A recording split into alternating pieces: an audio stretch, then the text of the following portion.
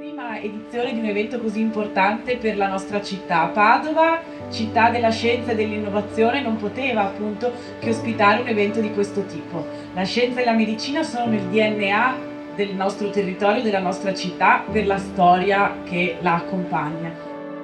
Stiamo raccontando e dimostrando a tutti quello che non è più una fiera, ma ha un nuovo modo di rappresentare i prodotti, i servizi del nostro territorio, della nostra terra e anche del nostro paese. Quindi noi come le vediamo le fiere?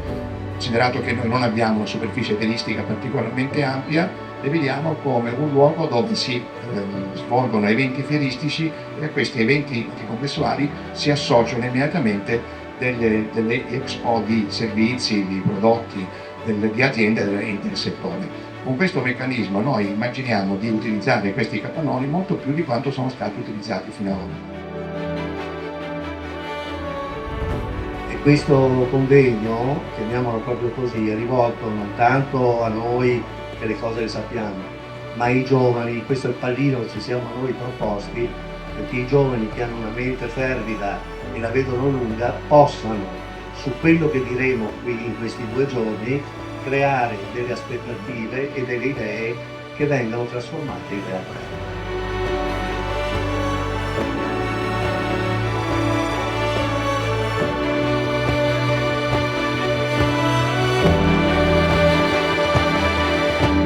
Non dobbiamo far finta che i farmaci siano soltanto per noi.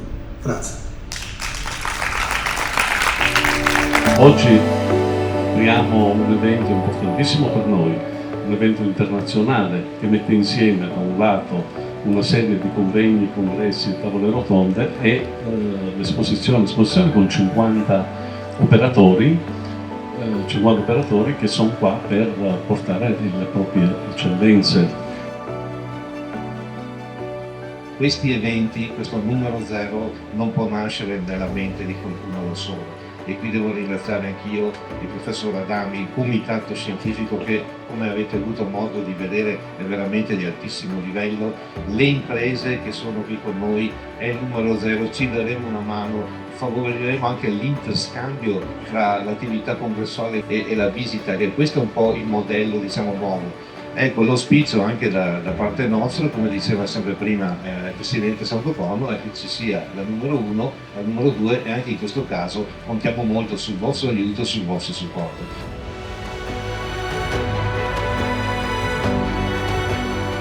E un applauso che parte quindi Circular Medical Expo 2024.